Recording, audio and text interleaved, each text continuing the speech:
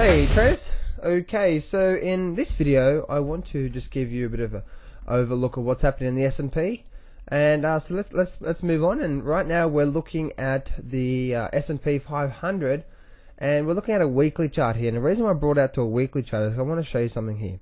As we can see, we've had this nice run down to 2009, and 2009 to where we are right now, we've had a big pickup. Now just if we have a look at the market right now, if we go from the bottom here and we go from the top here, I'm just going to draw a trend line. I'm just going to connect both of those troughs there. This trough here, that trough there, that trough there. Okay, so I'm just going to connect both of those troughs there. And then I'm going to create a parallel trend line. And what you'll notice if I do that right there, you're going to notice it's actually in a major channel now. And if I create another parallel channel, you can see there's actually a mid channel there going as well. If you put it somewhere around about there, okay, you want to let it get the touches here, the touch there, and also where we are right now. Okay, so you can see every time we're in the top band, okay, you can see we ran up here, up, down, up, sideways, down, up, sideways, down, down, up, hit it now, and hit it where we are right now. Okay, so if I zoom in a bit, we can actually see that we are right at that conjunction point right now, okay, and actually struggling.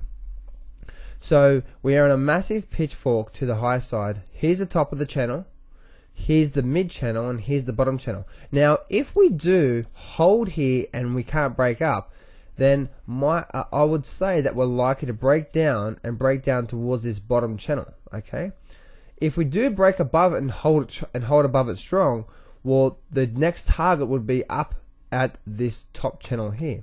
Okay, so in that example, if we did start breaking up, we'd be looking at probably sort of 1400,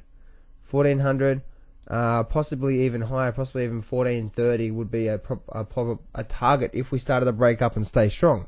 Okay, now another thing I want you to notice is this here. Let's go back to the daily chart here.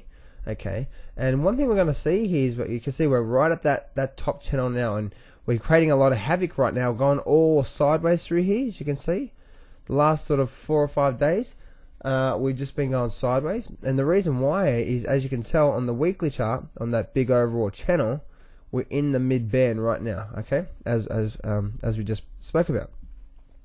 But as I was saying before, there's something on the daily chart that I want to show you here. Let's just go have a look at it right now. I'm just going to squeeze this up a bit more so we can have a good look at it. And then I'm going to draw another trend line, and we've got another channel within a channel here. Okay, and if you can see this point right here,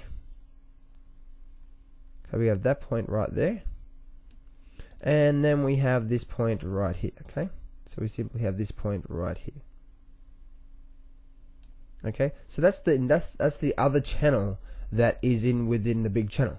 Okay, so we have this now, this channel here. Okay, when we're talking about this channel through here, this channel here, this channel here, that channel there, that is on the weekly chart. Remember, now we're moving on to the daily chart. There's actually a few channels that we could be looking at. Alright, so let's just extend this bar out here, and let's just extend this out so we can get it all properly. Okay, beautiful, there we go. And one thing we notice, if I create another parallel trend line, look at this here as well.